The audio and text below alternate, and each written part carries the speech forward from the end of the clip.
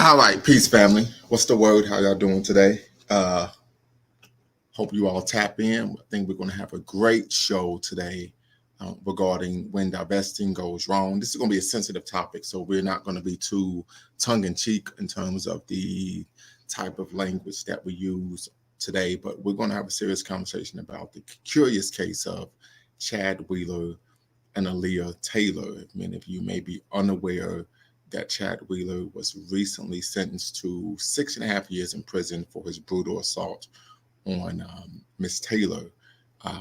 If you're watching, make sure you hit the subscribe and like button, thumbs up, thumbs up, thumbs up.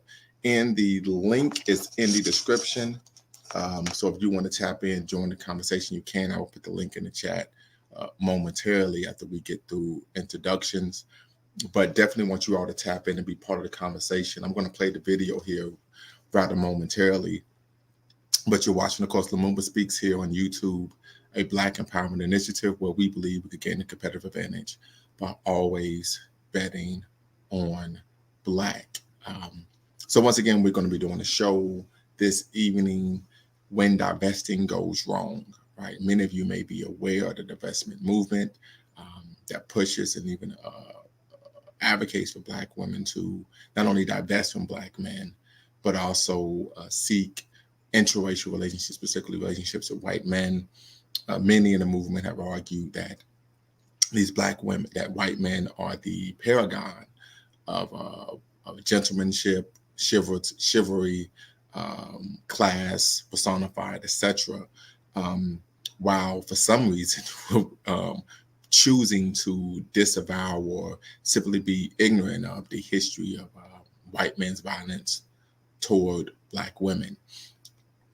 So we'll unpack that as well. But once again, before we get started, I want to make sure I go over some of the ground rules here at Lumumba Speaks. So first and foremost, diversity of thought is welcome. I don't care if you're on the left or on the right. You are allowed to express your opinion, right?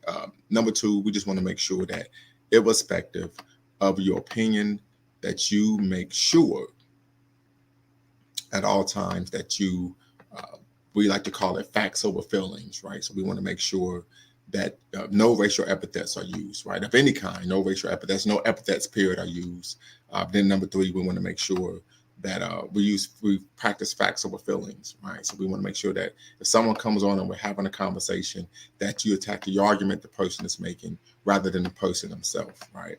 And then last but not least, we want to make sure that we're using no fundamentally false statements, right? No fundamentally false statements of any kind. As I stated before on numerous occasions, this is my platform. And so my reputation is on the line. I don't want to be known as someone who allows for false information to be disseminated on that channel. I take that very seriously, once again. And I've put the link in the chat, family. So if you want to tap in, I've put the link in the chat and we could get the conversation started.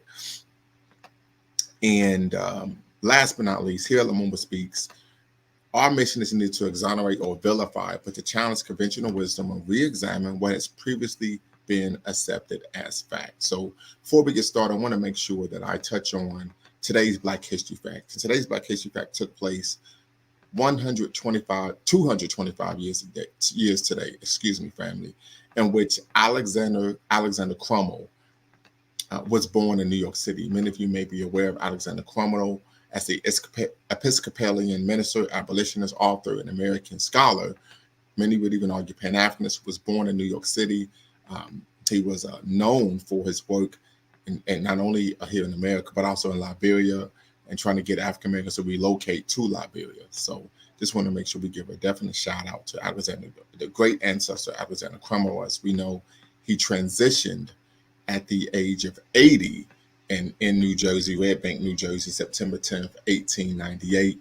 So definitely want to make sure that we are showing due diligence and respect to the great ancestor, Alexander Crummell. As I stated before, today is his 225th birthday. So also, family, I write on Medium, and so I wrote an article on this topic, right? So I'm gonna put the link to the article in the chat. It's only about a 2-minute read, so make sure you go out on Medium and support me out there on Medium. Make sure you subscribe to me and follow me on Medium. But I just put a link to the article that I wrote on Medium. It goes by the same title as today's show.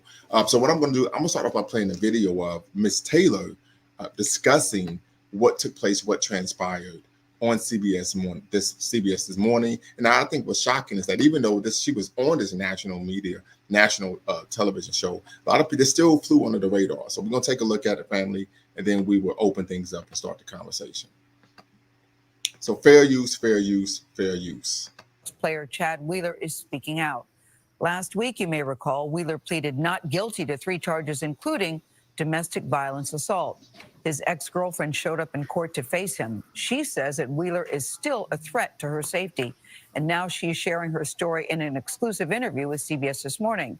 She spoke with our national correspondent, Jerika Duncan. Good morning to you, Jerika. Good morning to you, Gail. Her name is Alleah Taylor, and it was a leaked photo of her injuries that made national headlines. Well, now she's ready to share her story.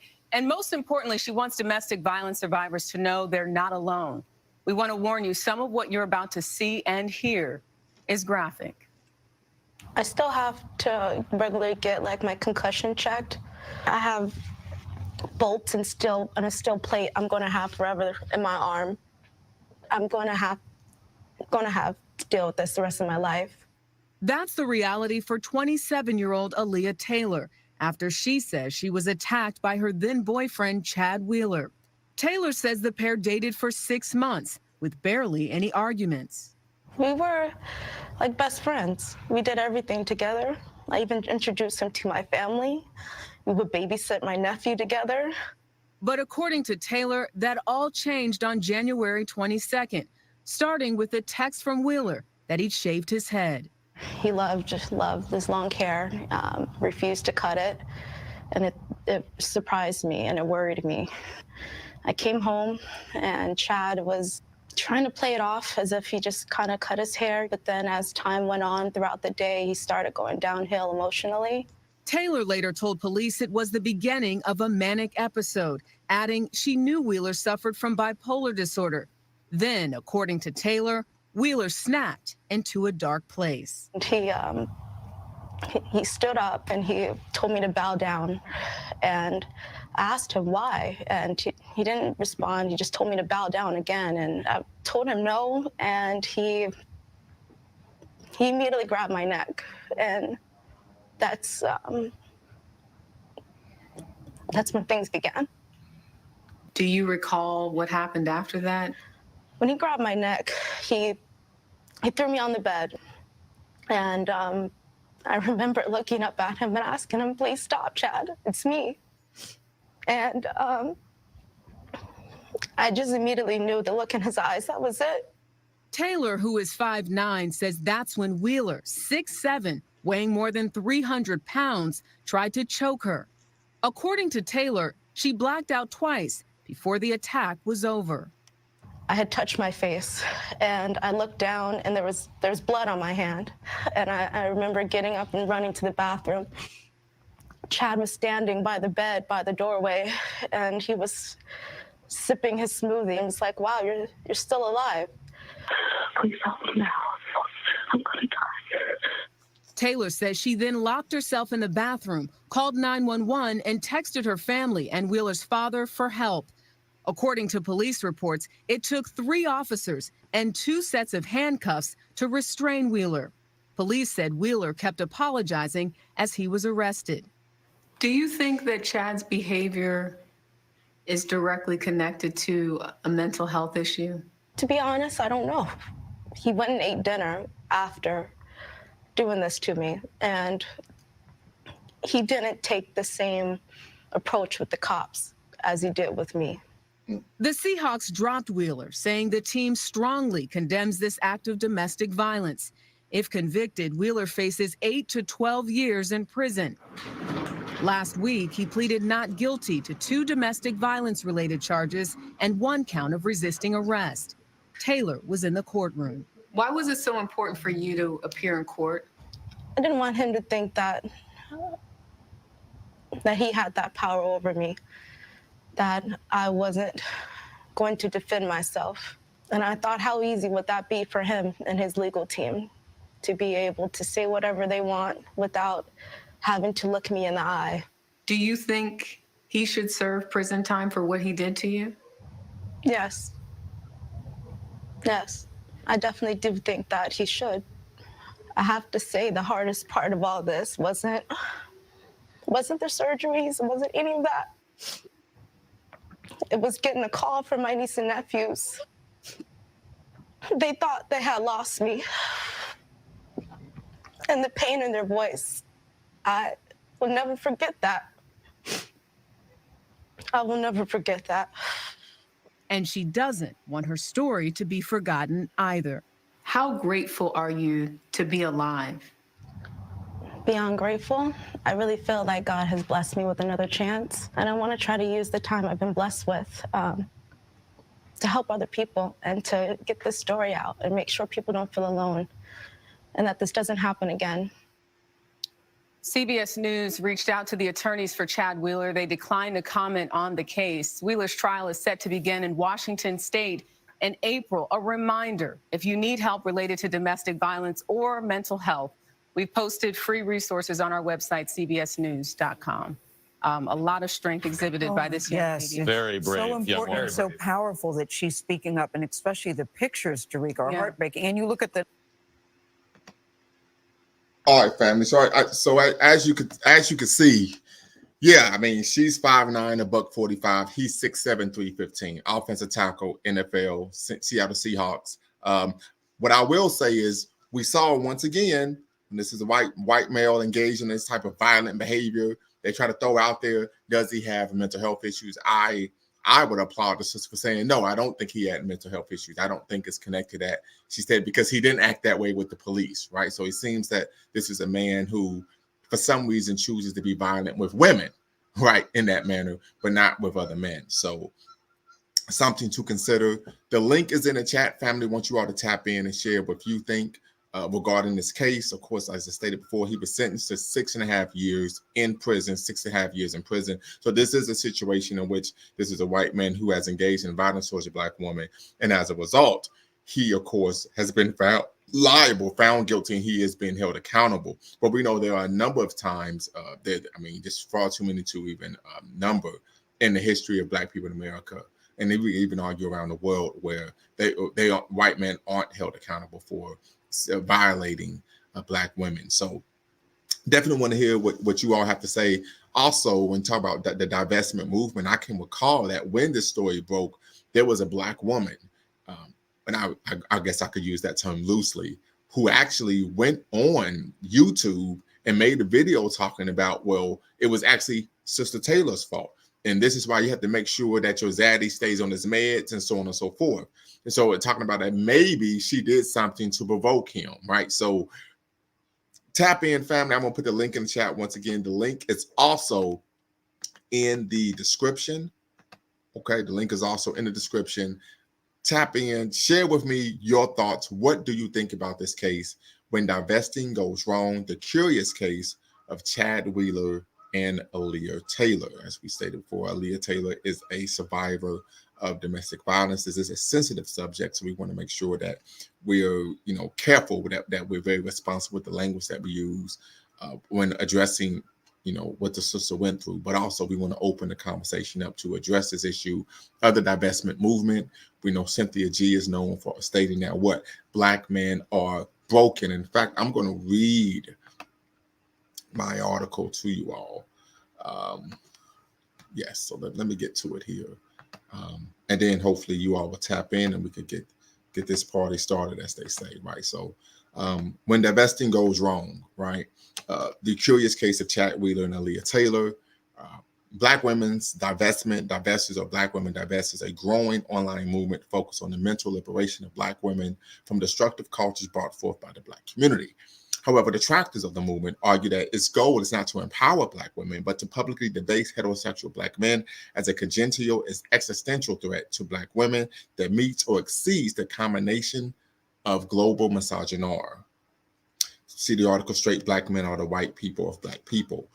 Furthermore, online personalities such as Cynthia G have gained a sizable following due to a cosmic and ebullient form of Black male bashing, which invades an implacable desire to obviate Black men from the Black community. For example, Cynthia G has possibly coined the term Black men are broken, while calling for androcide in the Black community, opining that Black women expecting a Black male child should get an abortion. Nevertheless, the Black women's divest movement appears to be a peripatetic movement that, while seeking to destroy the Black male image, also views amalgamation and ultimate loss of racial distinctiveness as its sum bonum. For instance, the practice of swirling interracial dating, especially with white men, is intrepidly promoted via the provocation that white men are the paragon of healthy masculinity, chivalry, and gentlemanship. Despite white men's historical and contemporary practice of genocide, ethnic violence, bigotry, and xenophobia against non-whites, and sexual assault, fetishization, and practice of abandoning their progeny with women of color. And I posted a video on my channel about a Black woman who got drunk, pregnant by a white guy, didn't know the guy. The guy isn't a father to the child, but she still says Black men are trash, right? This Cretan-like thinking has caused substantial harm to Black women. For example, former ex-NFL player Chad Wheeler, who was white, was recently sentenced to 81 months in prison for brutally strangling and beating his Black ex-girlfriend, Alleah Taylor. In an interview with CBS, Taylor spoke about her injuries, including a concussion and being choked unconscious twice. The attack ensued after Chad asked Taylor to bow down to him, and she responded, no.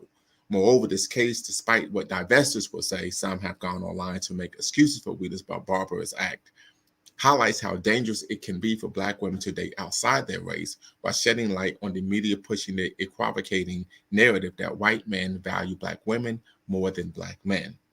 Despite the history of violence between white men and Black women and the social impact of white hegemony and misogynoir, my message to the divestors is the same as the late great master teacher John Henry Clark. If you go over there, stay over there. So that was my article, family. Want you all to tap in. Let me know, what do you think about this case? Why do you think it hasn't gotten as much media fanfare? There wasn't even an article in the New York Times about this issue. So definitely want you all to tap in, be part of the conversation. If not, we're going to shut things down. I know it's a Sunday evening, and if you're here in the Midwest, it is a great day, sunshiny day. So I can understand if you all are busy, but definitely want to get your thoughts. If you were familiar with this case, put a 1 in the chat. If you were not familiar, you could put a 2 in the chat.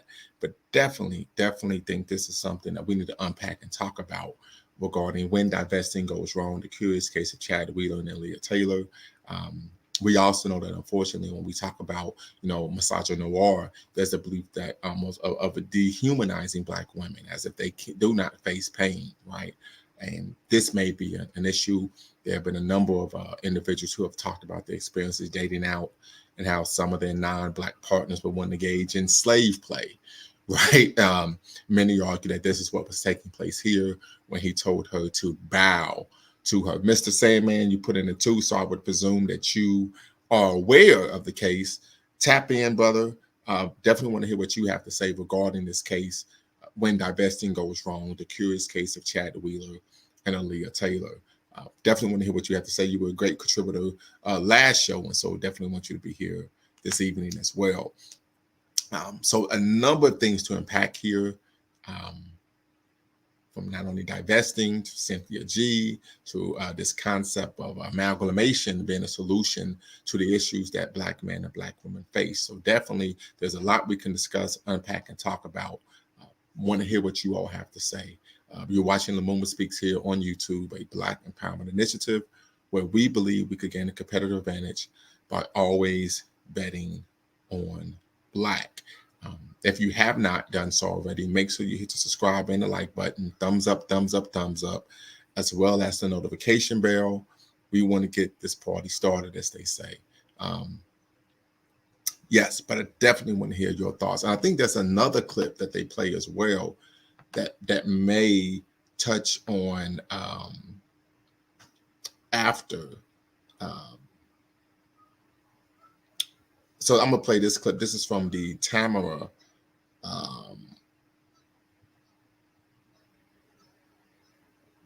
Hall show. So Tamara Hall, if I remember correctly, she's married to a non-Black man as well.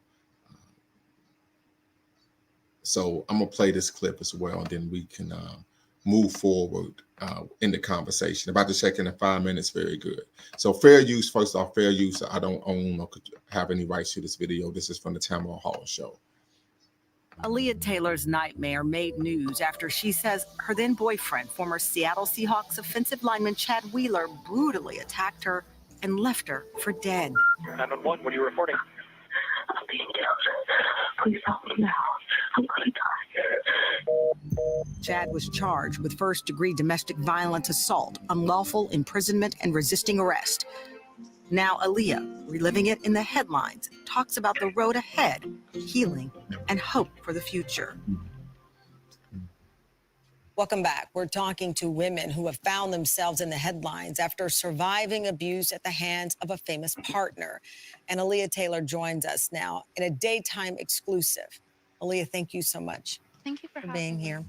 I want our audience to understand we played the 911 call and we've now showed those photos of your injuries with your permission. Yes.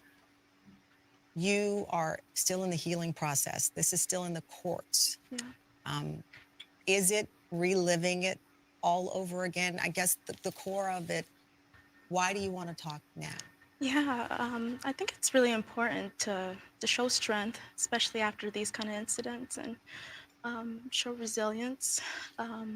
A lot of domestic violence cases and survivors of domestic violence, women and men, sometimes may not have the confidence or the support system to be able to acknowledge it publicly, or might not even have the support system to be able to heal properly and go through it, and help and become healthy after it, So I really, as I go through this process, I would like to educate other people and help other people. It's so common, and I would have never thought this would happen to me. No one ever thinks it's going to happen. So, yeah, I just want to show strength and resilience, and I want people to feel acknowledged, feel supported. What was it about this potential relationship that pulled you in? Yeah, me and Chad, just alike. It was just like best friends. I feel like I had a best friend, rather than just a boyfriend and relationship. We were able to talk about and be transparent with each other, and never judged. And it was always just we just connected. And I just felt like I had found my soulmate. It's something that we kind of refer to towards like our birthday, kind of like, we finally found it, finally happy. So yeah. So within 6 months, you found this comfort zone with him, this soulmate. Yeah, yeah. During that time, as I understand, he did speak with you about an incident in college involving police. What did he tell you about that incident? Yeah. He referred to it as, he, I guess, had like some family stress and whatnot, and just handled it completely, inappropriately while he was in college. And that he did have a run-in with the police, and then he did do some, some self-work and whatnot. So I was like, he's never been violent. He's never, we have a space in my apartment where we meditate and we pray together. So any violence or anything like that, I figured, okay, he's worked through it. He's not that same person as he was in college. I don't think anyone is. You and your then boyfriend, Chad Wheeler, had been together about 6 months. No signs of any violence, nothing in reflection that was a red flag. No, never argued, nothing. If there was ever like a disagreement or maybe said something, maybe we didn't disagreed with, we're transparent and would just sit and have a conversation about it, and then that would be it. Take me to the day that this happened. Did it start as you were living together by then? You were sharing a place together. Yeah. Whirlwind romance. And then take me to that day. Yeah. That day is a typical day. Usually days if he's going to be, at home relaxing, I'll light candles for him. So when he wakes up, it's kind of calm. And it's just the usual. Went to work. And while I was at work, he had sent me a picture of his head shaved. And that startled me because he loves his hair. He loved having long hair.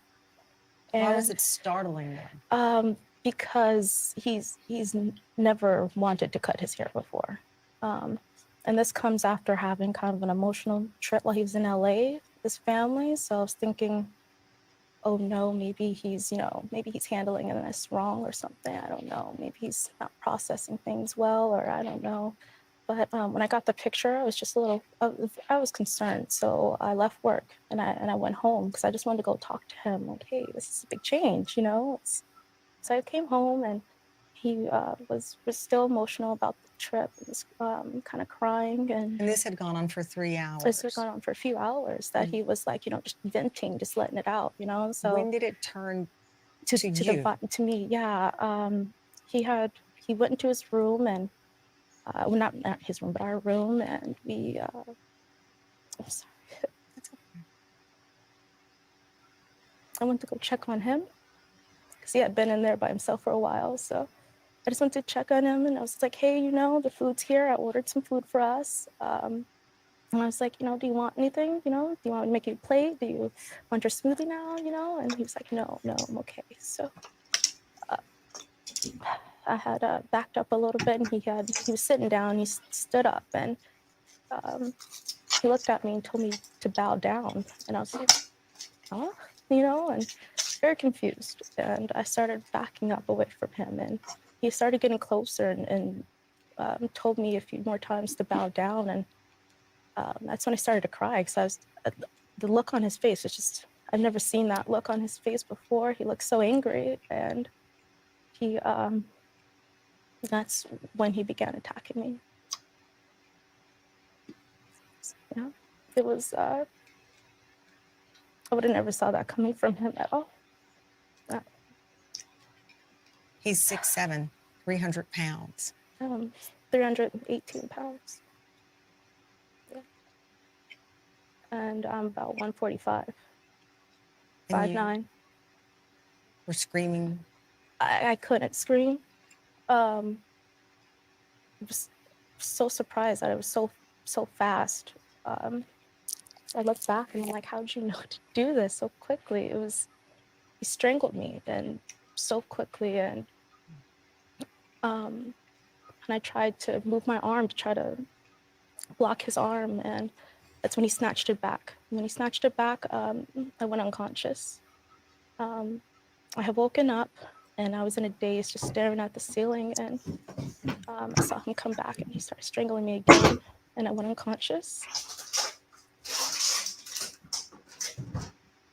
Did you live at...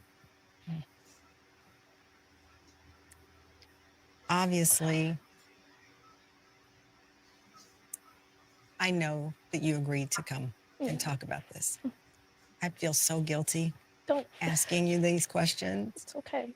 I feel like the truth and being transparent about it, the acknowledgement of how brutal this was, it needs to be acknowledged. I don't think that this is something that should be swept under the rug or people should feel that,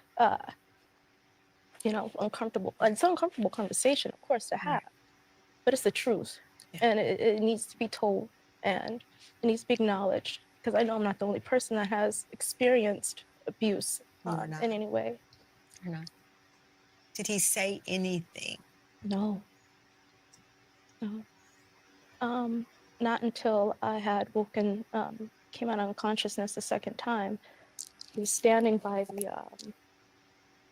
the doorway and he was just like, wow, you're still alive. And he had a smoothie. Oh. I'll tell you, I read that in the report. Yeah. And hearing you say that, it takes my breath away. And I know people watching, I can't imagine being in that situation. And he says, wow, you're still alive. Yeah. How did you make it to the phone to finally call 911? I kept my phone in my back pocket the whole night. Usually they always keep it on the table, but something told me keep it in your back pocket. You called 911. You sent photos to family members and friends because you did not think you were making it out of the apartment alive. When you heard police finally enter, what happened? Well, they kicked down my front door in order to get in, and then he stepped in the bathroom and he had locked the door and closed it, and he was holding it, and they had broken down not my front door, but my bathroom door as well to get in, and they pulled me out, and yeah, I remember walking out of my apartment, and I looked back, and you see the swarm of police going into your apartment, and I saw my neighbor standing outside, and I saw my neighbor's kid, and the look on their faces. I remember apologizing to. All right, family. So yeah, we're gonna pause it there. But you pretty much you understand what took place in this case. So I'm gonna bring Brother Sandman in. What's going on, brother? How you doing? Hey, what's going on? How you doing? I'm doing I'm all doing right. fine. Doing all right. Yeah, happy Sunday to you. Likewise. Yeah, that's a crazy case. It's interesting because this is probably right up my alley because I actually was a intercollegiate athlete on the in high school and in college, and Okay. this sounds like What sport did you play? I played football. What position? Yeah, I played Division I college football, and I actually played with a lot of Caucasian athletes as well. And the tendency for Caucasian males, because they don't have as much testosterone as us. Like I noticed that when I played college football, even when I played on every level, that what I could do naturally without any performance enhancing drugs, a lot of the white athletes had to use performance enhancing drugs. So to me, this sounds like a classic case of roid rage to me. I don't know if the guy ever been popped for drug usage, but that's what it sounds like. So what happens is, and I've run into a lot of Caucasian athletes when they get juiced up, they like lose their damn mind and they think they can fight any and everybody, and they almost like go half crazy and stuff. You can almost see the wild in their eyes. So I'm I'm I'm figuring it's a mixture of like drugs, like illicit drugs, like maybe cocaine, some alcohol, and probably mix it with the drugs. And he probably some inner demons came into the situation, and he thought that he can abuse people. And the closest one that he could abuse, it seems like it was his significant other or the black woman that was dealing with him. I don't know if they was married or just in a romantic Yeah, relationship. they were just in a relationship. Yeah, that's what it sounds like. Sounds like a classic case of roid rage to me, mixed with drugs. Yeah. So what about the anti-black angle, right? The pseudo slave play where he tells her to bow to him. Yeah. I mean, of course, when you're arrested for something like that, I would presume that, if he was on some type of performance enhancing drugs, that's something that his defense team, his attorneys would have argued contributed to his behavior. And that wasn't an argument that was made. Yeah, I mean, I think deep down inside that most white males, and especially in the United States, probably have this feeling of superiority to black people in general, but they're not going to express that outwardly unless, you know what I mean, there's some type of drugs that will release the inhibitions. So I'm guessing that, you know what I mean, he was probably on the drugs and his true self came out. You know what I mean? And Well, he no, expressed they himself to her. said he wasn't on any drugs. I mean, did he was he tested for drugs? I would presume so, but yeah, in all the court filings, and they didn't say he was on any kind of drugs whatsoever. In fact, she stated in an interview that when the police arrived, he was very calm and cooperative with them, but very violent towards her. So if he was spaced out on drugs, he would have behaved that way throughout the encounter, rather than calming down once the police arrived. Yeah, I mean, that's what bullies normally do. When they feel that they're around a weaker vessel, that they can act out because they feel comfortable. But when the police arrived, he knew that, you know, that he can no longer play that role, and he started a different person came out. You know, I think it was an act all the way around. You know, and I think that's just something that black women in general have to accept, that, you know, that as a European man, that he's never going to feel that you're on his level, socially, economically, or anything like that. You know, he might even love you or something like that, but he's never going to feel. He's always going to look at your race as being subordinate to his. You know, Mhm. so and maybe, you know, he wasn't on the drugs at that particular time, but, you know, drug usage and alcohol usage is progressive. You know, so it builds up. You know, I don't know if you've ever been, you know, abused drugs or abused alcohol, but it No, builds up. Yeah, it builds up. So you're it's hard to explain, but or the vocabulary that well, I so need to express it. I would say this. I don't think drugs had anything to do with it. And I think we shouldn't use that as an excuse or a cop out when somebody engages in this type of behavior, particularly when there's no evidence of that even being the case. I would argue that this simply was a case where this man's misogynoir came out. There have been numerous cases in the media, social media, even in print media, where black women have said, "Hey, I divested. I chose to get with a zaddy." And at the end of the day, what ended up taking place was this man became physically abusive. He wanted to engage in slave play, and he became very aggressive towards me, not only verbally and emotionally, but also physically. I don't think there are any drugs that are. And secondly, you can even make the argument that that is part of the culture, right? Of them being violent towards women, aggressive, so on and so forth. So I don't think we should use drugs as a cop out. I think he showed him his true self, and as Maya Angelou once stated, when somebody shows you who they are, believe them. Because the thing about it was he was known for having off the field issues even when he was in college, which is why even though he was a first team all Pac-12 member his senior year at USC, he went undrafted because they said even though he's a top 10 talent, we can't draft him because of his character issues. Right. Yeah. So we don't really know his history, you know, and we already know that, you know, particularly in this country, that European males have a tendency to become addicted to drugs. We see it all over the country. So, Right, um, but what I'm saying is I don't want to bring drugs into this because there's no evidence of him using drugs. well, you said that he has a history of Yeah, of off the field incidents, but off nothing the, that discussed drugs.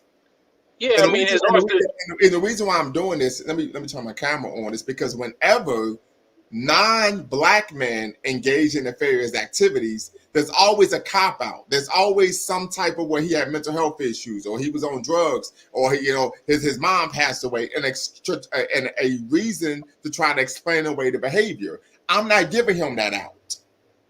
He did it because that's who he is and that's what he's about. It had nothing to do with drugs, nothing to do with testosterone. It had to do with the fact that he is someone who engages in the abuse of black women, period. Well, a lot of times what happens is whenever you have like an individual, whether they're black or white or what have you, or any color, whenever they tend to date outside of their race, they have like family issues internally. A lot of times that happens. That's not always the case, but a lot Yeah. of times you'll tend to see that, you know, he was rejected by a family member or what have you, and he has like issues internally about the way that he was brought up.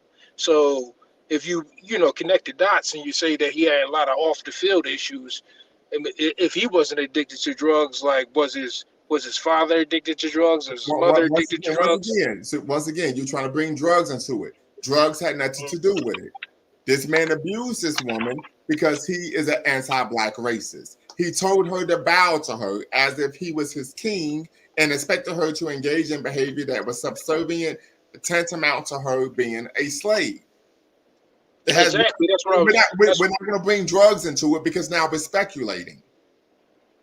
Right. Well, we're speculating all the way around, I believe. No, To no, a no. certain We're dead on in terms of what he did and what he said while he was doing it.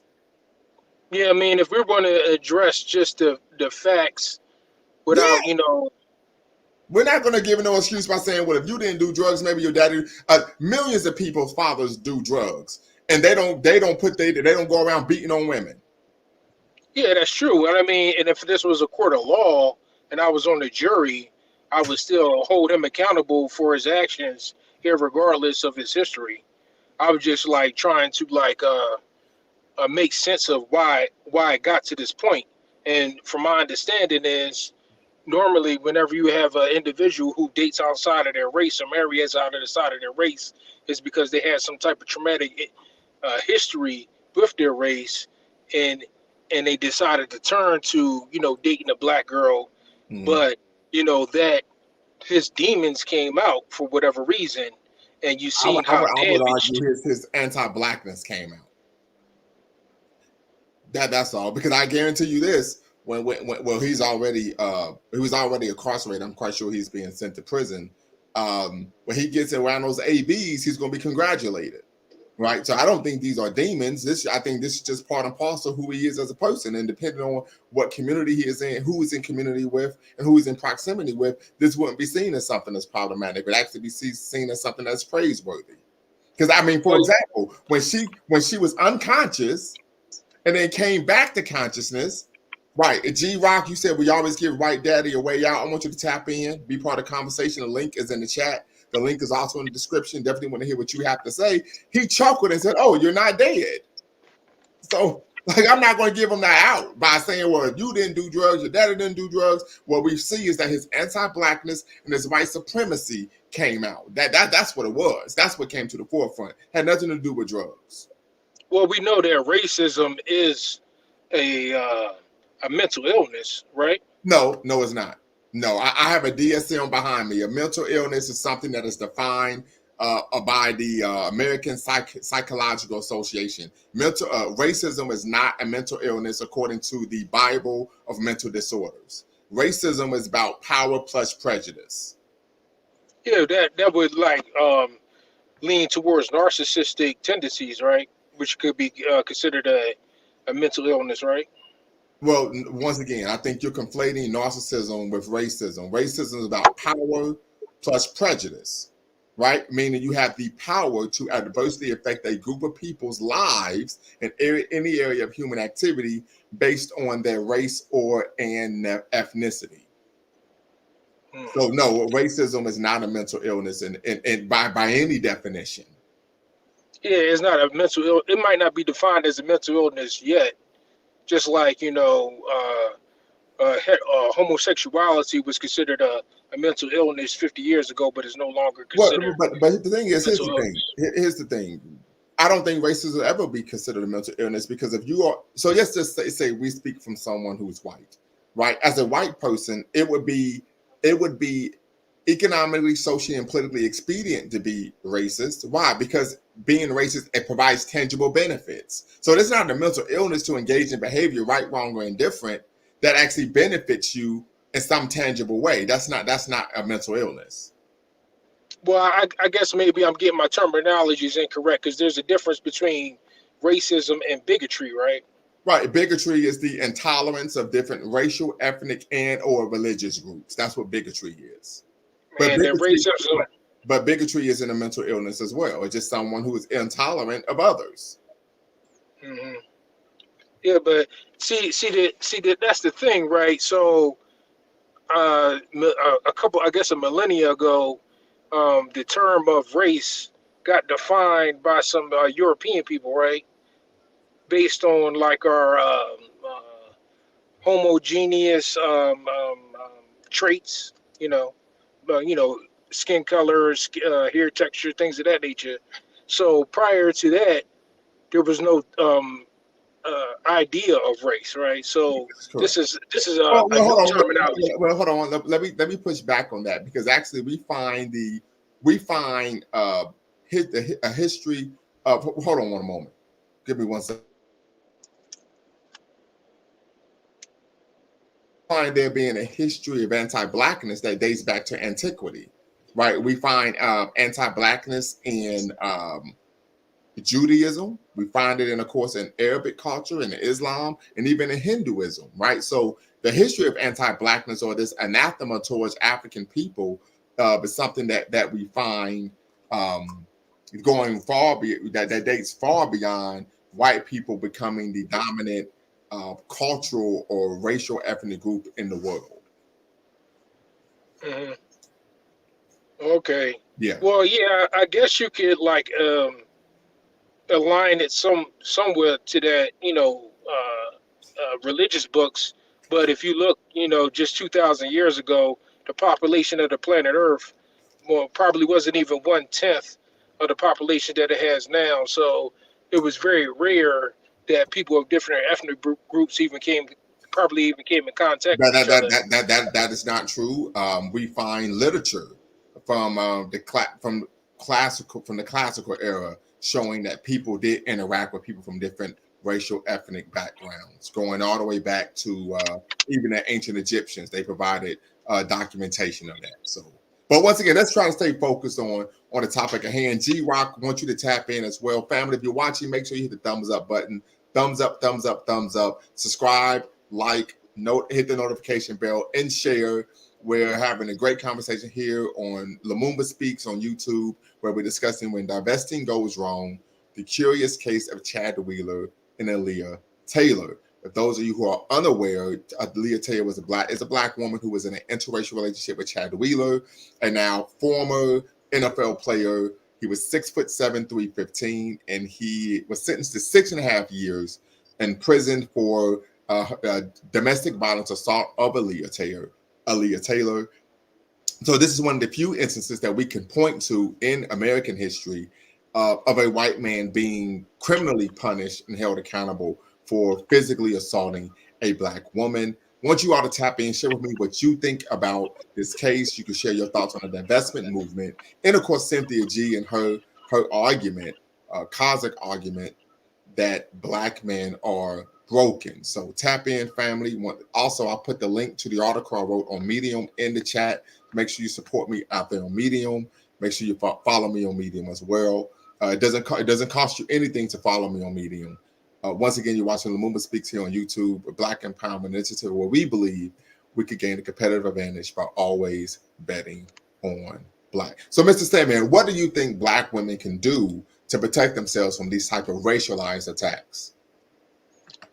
Well, I mean, the first thing that they need to do is more in-depthly vet the individual that they're dealing with prior to them getting in a romantic relationship with them.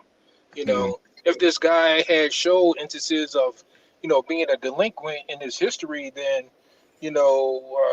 right. And she said common sense would tell you that. Yeah. Common sense would tell you that he would like outlash on you eventually.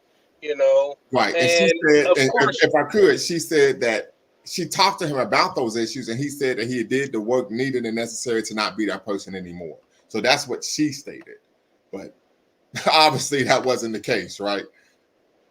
No, well, I mean, she probably was only dating the guy because he was a successful athlete anyway. Why would she be attracted to the guy in the first place? So she hedged her bets that, maybe he would get his act together, and then, she would have a healthy, successful life with a wealthy white man. But, the guy let her down, and then he lashed out on her. And I'm not going to say that, her intentions are bad, but, this is the NFL, and the NFL has an image to uphold. So if she can make noise about this situation, then what will happen is the owners of the NFL will pay her to shut up about it. So not only will she be able to, get this guy to pay for his wrongs in the criminal court civilly, she might be able to either sue him if he still has any funds, or if not, sue him. Then the NFL will pay her to shut up, basically hush money. So I'm assuming that her her legal team is telling her to, express the domestic abuse outwardly in the media, so that the NFL gets wind of this, because the NFL has had issues with domestic abuse in the past that they're trying to get rid of, and they're also trying to appease a bigger audience when it comes to females, so they can't have this blight on their record of another, athlete abusing, getting involved with domestic abuse, and not only domestic abuse, but there's also a racial issue, because the NFL had issues with racial issues as well, with them taking a knee during the Pledge of Allegiance Mhm. with that one quarterback from the San Francisco.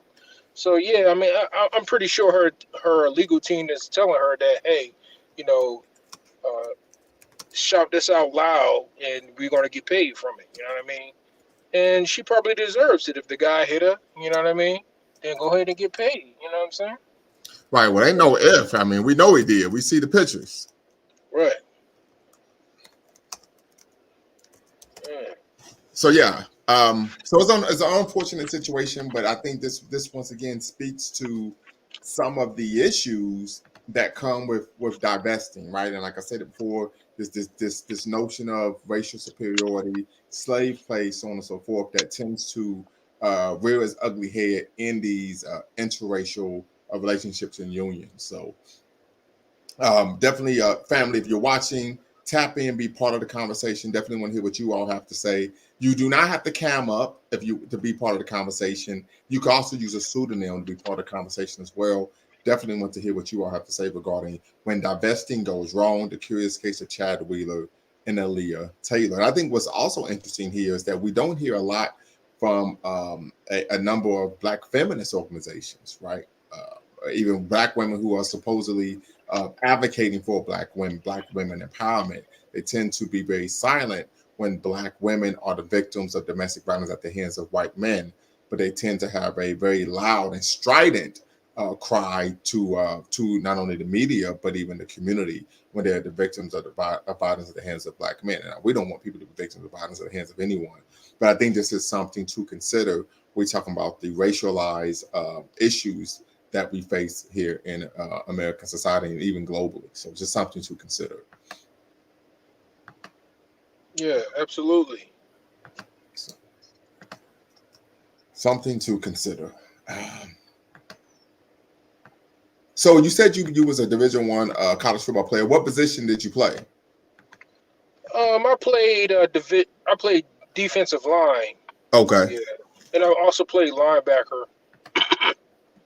So I'm one of those big, strong guys. I'm not like as big as this guy, you know what I mean? But like for instance, you know what I mean? I guess the white man bred my ancestors as well, because I could go in the weight room and bench press 500 and squat 700-800 pounds naturally without any performance enhancing drugs. So it was easy for me to go out on the football field and do my thing.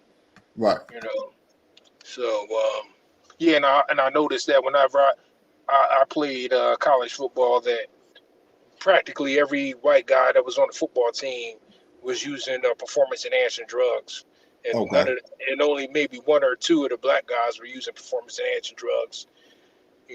And this was years ago. I'm sure that they have like performance enhancing drugs or steroids that are harder to detect nowadays than they were back then. It was easier to take a piss test or a blood test and you can find it, but nowadays they have more advanced stuff where they can hide it. So yeah, I played Division I AA. Yeah, and I played like in the early 2000s at this one school called Central Connecticut State University. Okay. And yeah. So yeah, when I played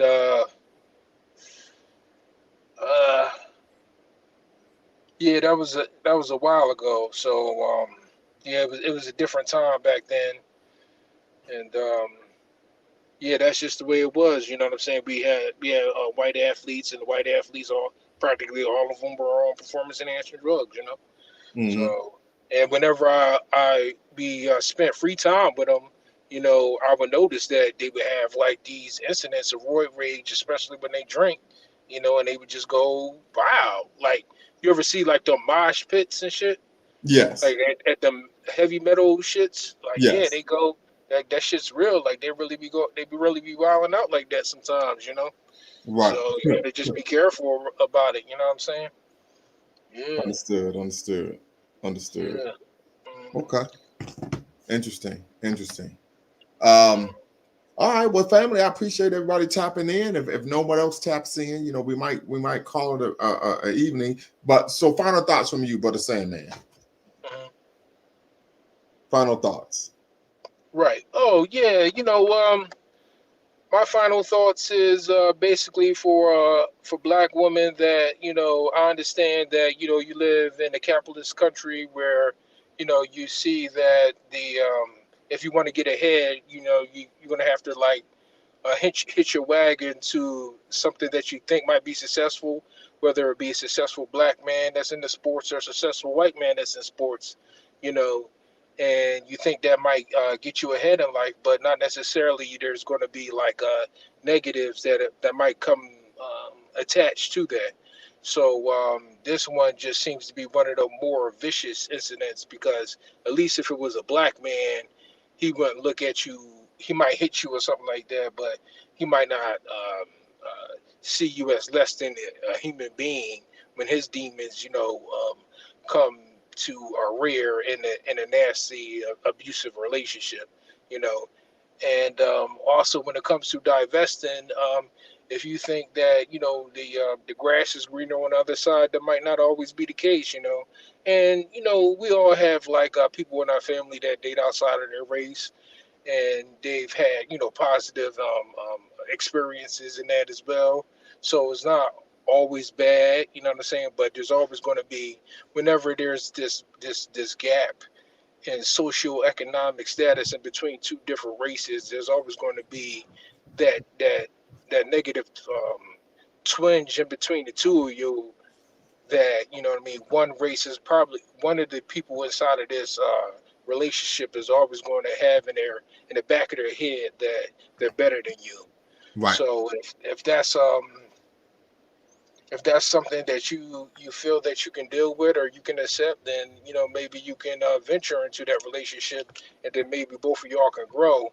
But if you feel that, you know, divesting in a Black man because you've given up because the options out there are slim, then maybe that not might not be the best situation for you. You know what I'm saying? Because if you look at the demographics of black women to Black men in this country, it's probably like 3 to 1.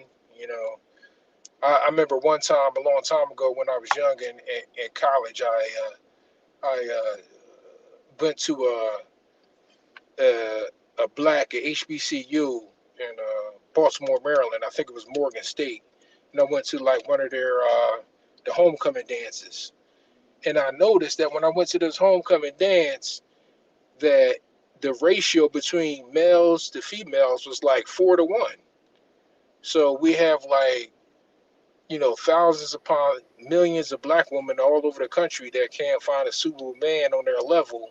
So the pickings are getting slim, and I guess they're just, you know, taking what they can get.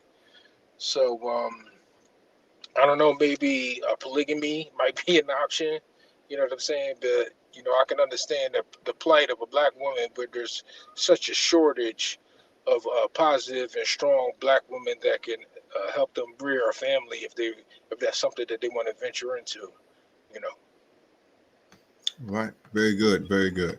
All right. Once again, family, if you want to tap in, be part of the conversation, the link is in the chat. The link is in the description. We're talking about When Divesting Goes Wrong, the curious case of Chad Wheeler and Alleah Taylor. If you are unaware, Alleah Taylor was the victim of a brutal attack by Chad Wheeler, a white former NFL football player, white man who was sentenced on March 1st, which I believe was Friday, yes, to 6.5 years in prison in Washington State.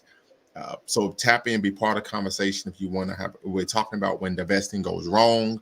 We could talk about divesting. We could talk about interracial relationships, and of course, we could talk about some of the views of the divestment movement as well, particularly their view of white men and of course black men being stereotypical in nature on both ends. So tap in, be part of the conversation. You're watching Lumumba Speaks here on YouTube, a Black empowerment initiative where we believe we could gain a competitive advantage by always betting on black. Yes. So yeah, I think you're absolutely right there. These are some of the issues that we have to confront. And I would argue, when you talk about when you go to college, it's 4-to-1, the ratio of black women to black men. I think one of the issues is we have to, of course, start grooming our young men to pursue higher education, right? We tend to find in many feminist spaces, and I believe Dr. Tommy J. Curry, he tweeted this out, and if I remember correctly, I retweeted his tweet where they were black women were talking about what black men need to engage in blue collar work, right? And Dr. Tommy J. Curry, the argument he made was this is just a pseudo sophisticated way of trying to promote a level of educational and cultural and even economic superiority over black men, while by advocating black men work lower wage jobs, right? So, and to say that if we do that, then that would make the relationships work. So something to consider when we talk about the multitude of issues that we face in the black community regarding dating, relationships, and forming stable unions. Well, with the way that the world is changing with artificial intelligence and advanced computing, a lot of our young black women might be in for a rude awakening coming the next 10 to 15 years, because a lot of these white collar jobs that we thought were going to be taken up by artificial intelligence looks like they're going to be taken up by advanced computing of computers. So there's going to be slimmer pickings for people that do white collar work, and there's going to be more work available for people that do more technical savvy professions like being an electrician or a plumber or a barber, because it's looking like advanced artificial intelligence won't be able to take those jobs, but they're going to be able to take, jobs like being an accountant or being a lawyer. All of those jobs, they could be replaced in the next, decade or so. So, and they've been saying, like, based on their latest studies of artificial intelligence, what they thought was going to happen was, all of the blue collar was going to be taken, and all of the artistic work was going to be the last thing that artificial intelligence was going to be able to do. But it looks like it's the exact opposite, because now we're seeing all artificial intelligence write novels. If you were planning on being a playwright or an actor, artificial intelligence could do all of that stuff. You know what I'm saying? So they could do CGI. They could write movies, write TV shows. So yeah, so I've heard. Yeah. So, even that guy, Tyler Perry, he says, what was it? He just dropped some information where he said that, he's going to stop hiring, because it's looking like artificial intelligence is going to be able to take all of his writers' jobs, So that's the way things are going. So if you have one of those white collar jobs where you get paid to sit at a desk and use your brains and your fingers to type, you better get as much money as you can. Strike the match while it's still hot, because artificial intelligence is coming quick, and we all know that when it comes to capitalism, it's all about the bottom line, cost versus revenue, So. Right. So let me play this video for my divester that speaks to some of the points I made in my article. So here we go. You divested and were left a single mother. I was a single mother before I heard about divestment. I didn't hear about divestment until 2018. So years and years went by, and I gave you all a chance, and I never really looked at you the way I look at you now. My son's father pays child support. He's not a deadbeat. Why you keep calling him a deadbeat? You don't even know the relationship. But since you want me to put that out there, first of all, I didn't have no attachment to this man. I was doing my band shit. I used to be in a band, and he was the drummer in the other band, and he was opening up a show for us. So it wasn't like this dude that I was in love with and I'd been with for a long time. He was in a band, and I was in a band. I got drunk, and I had sex with him, and I ended up pregnant. I didn't even know his phone number. Okay, so he's not the one you should be attacking because we never had a relationship. He pays child support, which is more than most of you do. Yeah, I will continue to excuse him because even though he's my baby daddy and we're never together, he has been much kinder to me than any of you. I mean, we could talk about how often Black men leave their children, because you're always trying to like throw these things out there. You're like, oh, he left you. You can't leave somebody that you didn't know. But you're the ones that literally do leave your children. No, their Black dads also have something to do with how they're raised. And that's like the main problem with our community is y'all literally minimize the actual destruction it's caused to have so many Black men walk out on their children. So I know, I see it way too. So that is an example of some of the tropes and the mindset of many unfortunate individuals in the investment community, to where white men are just, as Brother G Rock said, given a pass. They're given a way out, right?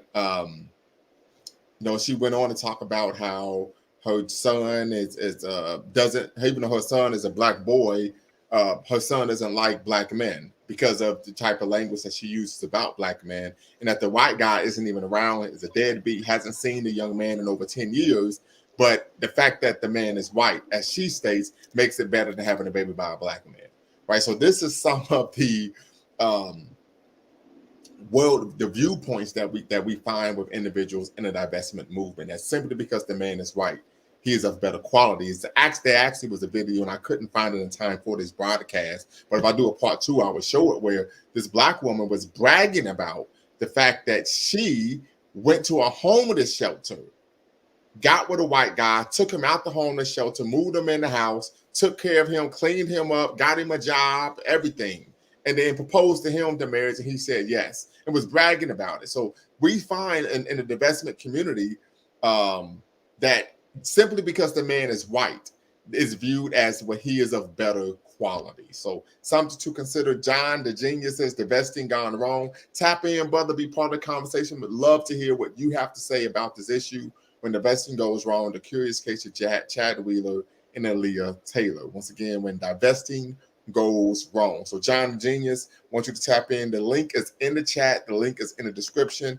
Tap in, be part of the conversation. You're watching Lumumba Speaks here on YouTube, a Black empowerment initiative where we believe we can gain a competitive advantage by always betting on Black. Mr. Sandman, what do you have to say regarding that, the video that I was able to play? I know we couldn't get the video up, but what are your thoughts? Yeah, I mean, I know you vehemently protest that, women can be held accountable for their own actions, and I've said, and I expressed in the past that women and men are different, and women, or men rather, tend to be more rational, and that was a case of a woman being completely irrational in her thought process. And if you were to ask her that same question, maybe in another year, she would probably tell you she had no idea what the hell she was thinking. Because a lot of times what will happen is we just have to accept the fact that, women and men are different. Our bodies are built different and our brains are different, and sometimes women tend to attach reality to emotions, and that's just the way that their brain is situated, where they'll don't even know why they thinking what they're thinking is because they're attaching all of the facts to some type of emotional proclivity that's allowing them to experience it. So that whole thought process that she explained, that it's better to have a child by a white man, even though the white man Is a is deadbeat.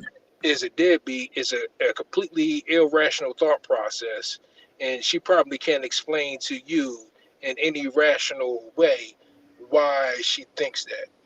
It's probably just something that she feels, and it just and she'll call it some type of intuition.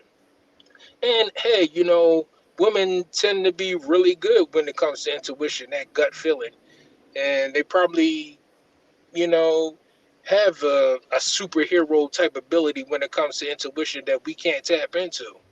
You know, if you ever been married, um, you'll do something or say something, and your wife will know just by sensing the way that you're moving or the way that you're acting that you might have did something, wrong or right, and she can just feel that. Her intuition can just sense that. So there's a sixth sense that we have to appreciate about women that men might not possess.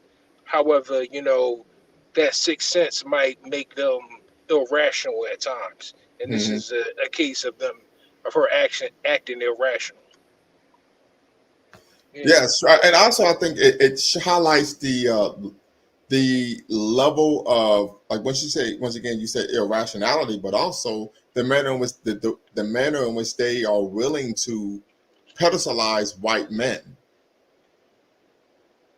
Mm. right? So we see that part of this divestment movement is there's an internalization of white supremacist thoughts and worldviews and paradigms, but not only in terms of how they view black men, but also their willingness to be extremely subservient to what white men and their wants, desires, and needs. For example, when we showed the video of Miss Taylor, she talked about how, do you want me to get your food? Do you want your smoothie? So on and so forth. You typically don't find a black woman of her age going about her day telling telling a white man, hey, I mean a black man, hey, can I get your plate? Can I make your plate? Do you need this? Do you need that? So we even find that this willing to acquiesce, this willing to be submissive, this willing to be cooperative, this willing to be what Kevin Samuels called what an FBI woman, fit, feminine, beautiful, and inspirational, right? Fit, feminine, and cooperative, right? It's something that they tend to turn on when the guy is white, Mm. irrespective of the man's social economic status, particularly what? Because of the case that I highlighted, when the black woman went and got a black white man who was living in a damn homeless shelter. And she was as loving and as caring and as submissive to this man who didn't have a pot to piss in than a black man who was making six figures. Mm. Yeah. Yeah. Something to consider. Family, tap in. I know you're watching. If you're watching, make sure you hit the subscribe and the like button. Thumbs up, thumbs up, thumbs up. Hit that notification bell. You're watching Lumumba Speaks here on YouTube, a Black empowerment initiative where we believe we could gain a competitive advantage by always betting on Black. Once again, tap in. The link is in the chat. I'll put the link in the chat again. The link is in the description. Want to hear what you have to say? We're talking about when divesting, keyword, when divesting goes wrong, the curious case of Chad Wheeler and Alleah Taylor. Tap in, family. The link is in the chat. So yeah, I mean, this is something to consider, brother. Say, man, that the issue is simply the fact that he's a white man makes him of more value.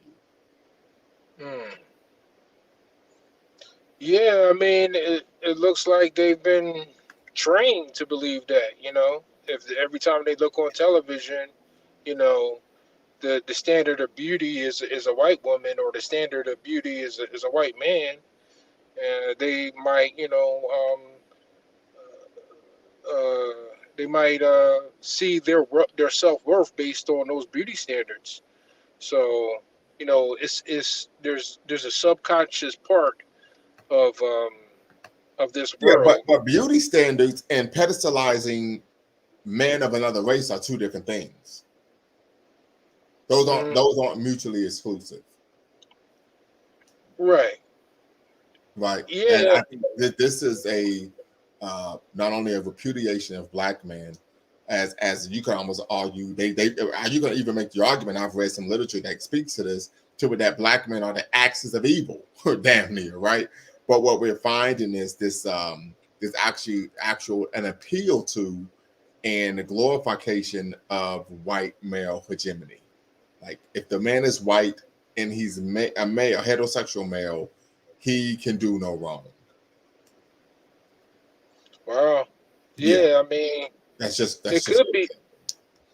Yeah, it could be that nefarious of an issue, and I'm trying to justify it or make sense of it. But yeah, it could be just that nefarious of an issue. Whereas though, black women in the United States particularly have that much self-hate that yeah. they'll hate their own black men to the point that they'll pedestalize a different race of people just as so they can internally, you know, uh, get back at the black man for the wrongs that they feel that they've done to him. And I assume that subconsciously, the black woman does hate the black man. They probably look back on the history of our culture here in the United States and seeing, the black man in Africa sell their own people to the white man into slavery, and then not only sell their own people into slavery, it take 200 to 300 years for the black man to take up arms and free them from slavery. They Well, probably think, so let me push back against that. Well, one, the notion that black men sold their own people into slavery to the white man is historically inaccurate, right? It was much more complex than that. The second issue is African people picked up arms and fought to resist their enslavement, starting with the march to the African coast, right? Not including the Middle Passage, right? And then, of course, when we land in the death, decadence, and dysphoria of the Western Hemisphere, so much so that it didn't take 200 plus years. There were numerous maroon societies from Virginia all the way to Brazil. So that is part of a master narrative that we want to make sure that we do not perpetuate, because it is historically inaccurate. yeah. Yeah, it might be historically accurate that we did take up arms and fight back. However, the case still remains that, the white man remains um, the dominant male in our society. So if you look at any, you know, animal group in the whole world, the dominant male is the one that's revered. So, and the least dominant male, or the beta male, is the one that's rejected by all of the females, in that species. So, they might turn to that subservient male, just for sex. But when it comes to looking at, something that they need for protection, or something that they need for, how, to provide them with food and territory, they're always going to look to that dominant male, and that's just part of, And, being and, that and I, unit. I understand that, but the problem with that is what we're finding in the divestment movement is they aren't getting dominant, successful white men. They're getting white men at the bottom of the barrel, and they're the ones paying all the bills. But it is happy that they got a white man. Yeah, I guess it's just that association with Yeah, whiteness. with whiteness. That's what it comes Yeah. down to. Like I said, Right. we're seeing cases where they're proposing to these guys. They bought the ring. They're getting a dude that's living in a homeless shelter. Hmm. Yeah.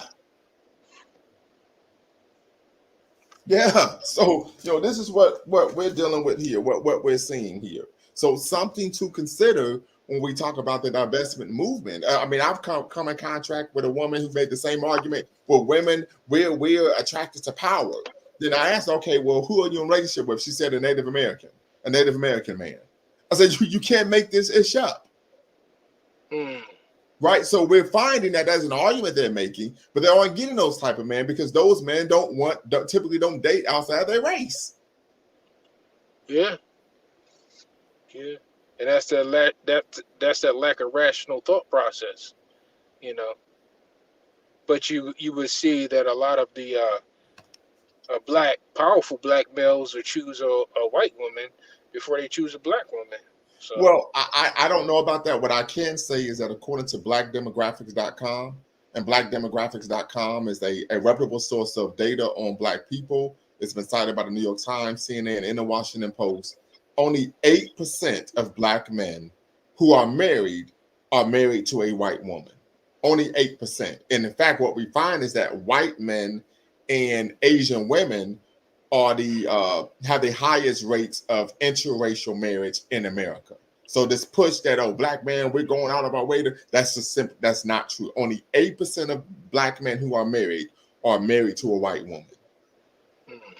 And that's according to blackdemographics.com. So that's another narrative that's being pushed that, of course, is not true. John the Genius says in the 90s, we had less power, but interracial dating amongst black women was far less common. So, yes, I guess that pushes back against the hypothesis that, if people are less powerful, the women are going to go elsewhere. So something to consider there. John the Genius, once again, if you want to tap in, you can. The link is in the chat right above your comment. So just something to consider here. Once again, I would argue that these are individuals who have simply drunk the Kool-Aid of white supremacy, of white hegemony. They believe white is better, irrespective of what that man's social, economic, or educational status he is.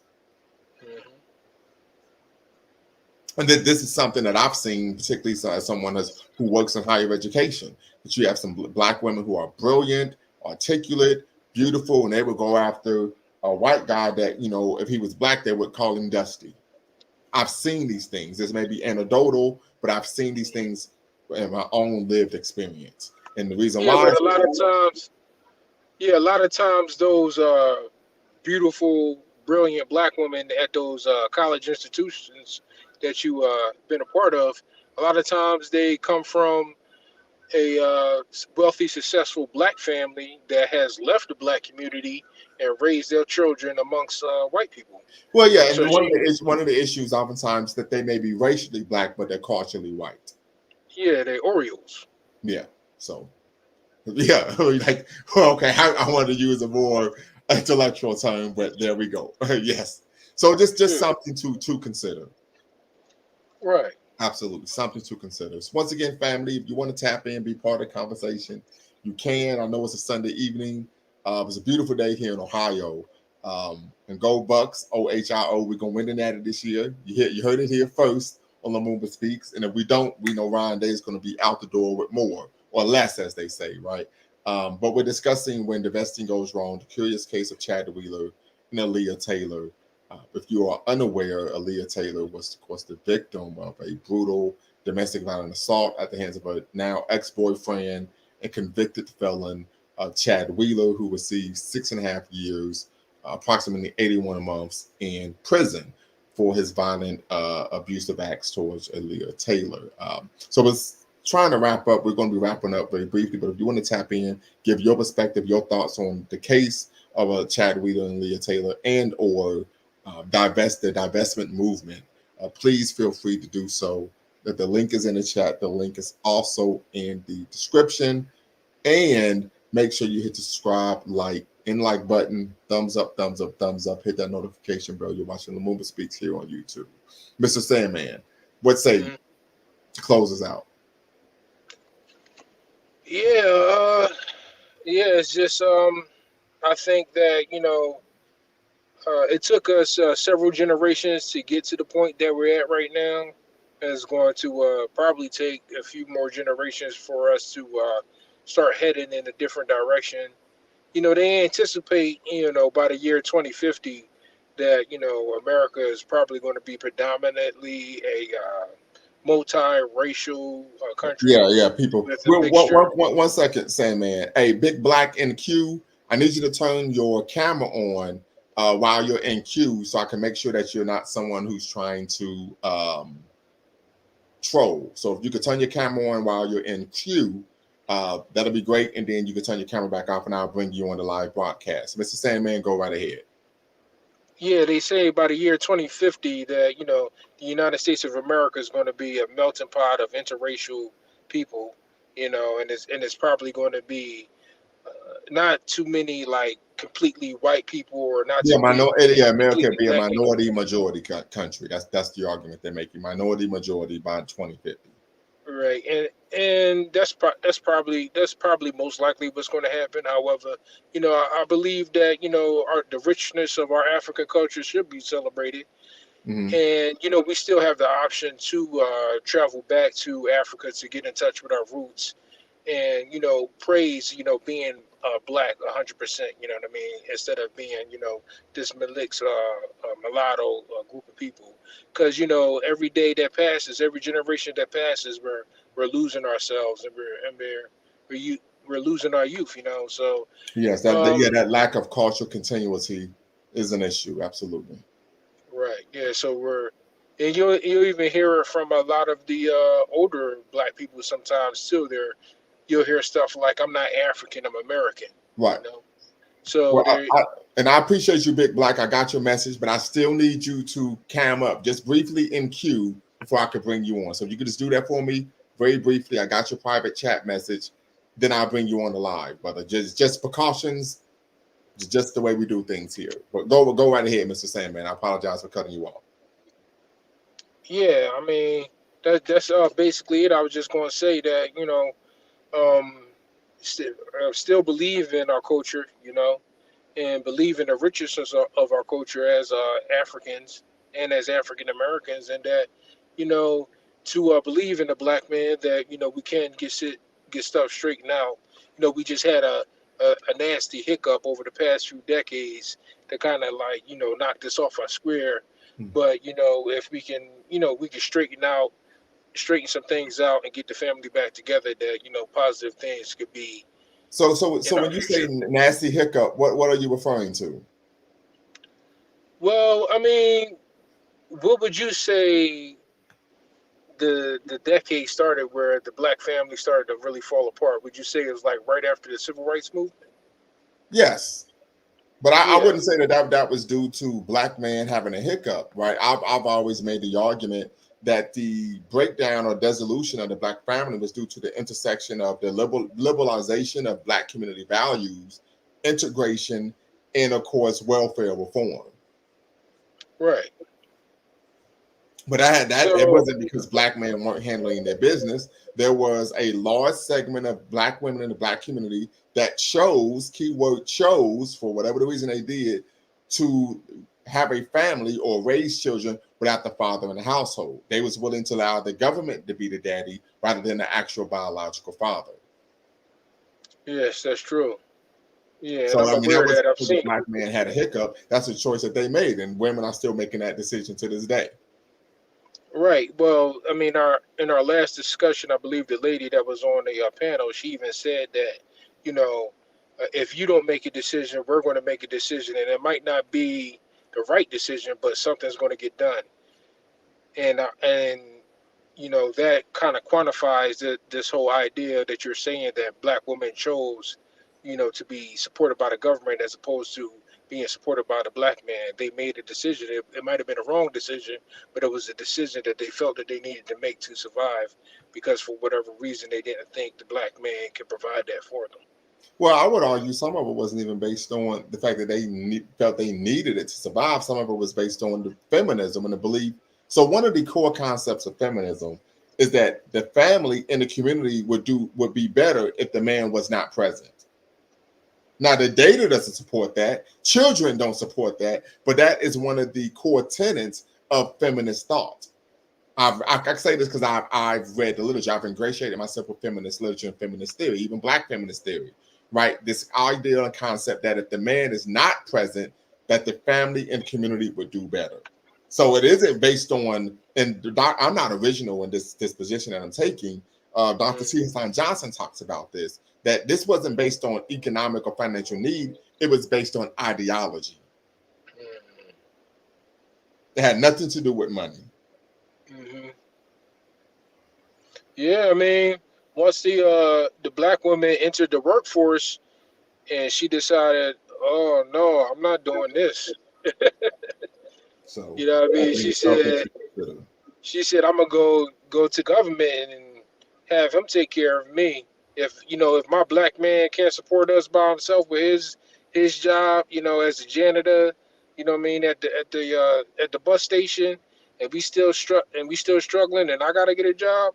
The black woman said, "Oh hell no, I'm gonna just go to the government, and I'm Yeah, I would say gonna stay some. my big I old would say ass in the house." some black women, because we know in America to this day, I think 74% of women who are mothers work outside the home, right? So it's been the norm for years for black women to work outside the home, particularly because of the economic ramifications of white hegemony in America. But I would say some. I wouldn't say that on a macro level, but there were some women who chose to use the welfare state as a way to provide for themselves and their progeny. Right. I mean, it's difficult to have to raise children and have to work, you know. Mm. And if the black man isn't helping inside the house, to help raise the children because he has to work, then, I guess the Well, logical, we did it all the time, and it was no problem. right? Right. So yeah, we did it all the time. There was no problem. So, once again, I think what's important is that when we're conceptualizing this practice, this behavior, right, it's come as a result of feminist thought that argues that men not being present in the home and in the community is a benefit to children in the community. We know that isn't true. The data doesn't support the data belies that point, but it's rooted in ideology, not finances. Matter of fact, Dr. T. Hassan Johnson talks about this, that the most prominent social protest organization of the past 50 years, Black Lives Matter, profited by sensationalizing the deaths of black men at the hands of police, but then at the same time advocated for those very black men to not be members of their family or community. It's interesting that you brought up this feminist movement, and it brings something to mind that I ran into. So okay, my grandmother, she's still living. Thank God, and she's in her 90s, and she went to high school in Philadelphia in the 1940s. And it just so happens that I was over her house. She still lives in Philadelphia. It just so happens that I went over her house, and I'm digging through her photo album, and I ran into her yearbook from high school. And they took pictures back then, and back then they also had like a little note next to the picture of the student. And the level of racism and misogyny that went on in America back in the day, in the 1940s, was absolutely ridiculous. Right, all right, so I was reading the caption that was next to my grandmother's picture, and it said, in the caption, it says, she's a nice woman with a nice smile for a black woman. When she grows up and graduates from high school, she will make for a decent housewife. And then I looked down, and she just so happened to go to an integrated school that had both white women and black women. And I looked at another one from another black woman just to see if it was just my black grandmother, and it was basically the same thing for all the black women in the school. It was, oh, for a black woman, she might be able to do this or she might be able to do that, but keep in mind she's colored. And matter of fact, it didn't say black; it said colored, I believe. And then I ran into the picture and the words and the context that they had next to the pictures of the white women, and the level of misogyny next to these pictures was, for a white woman. I mean, not for a white woman, for a woman, she's kind of smart, and when she graduates high school, maybe she could be a secretary. So I can understand why, to a certain extent, the black woman and the white woman decided to gang up on this white man before his misogynistic practices back in the 1940s, and how that coalesced into the feminist movement that we've seen today. I think that the white man kind of went overboard with his misogyny, and it kind of caused both the white woman and the black woman to be disenchanted with his arrogance. Hello? That 100%. I think you make a good point there. See, think you make a good point there. Tap in, family. If you're here, make sure you tap in. Want to hear what you all have to say. We're talking about when divesting, keyword, when divesting goes wrong, the curious case of Chad Wheeler and Alleah Taylor. I really want to get some people to tap in and discuss their thoughts and their views on the divesting movement. That's what I really want to hear from people about. So tap in, family. Let's see what you all have to say. Yeah, Black women divest. That's what I want to hear about. I want to hear about the divestment movement.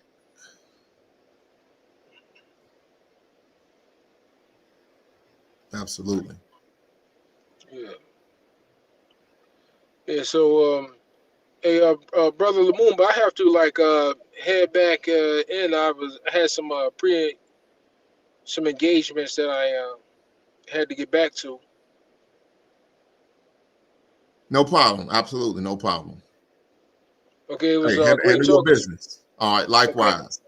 So, family, right. we're gonna tap out. I appreciate you all who did tune in. Until next time, y'all know what to do. It's Bakari Lumumba, the progenitor of LumumbaSpeaks.com. Until next time, peace. Peace.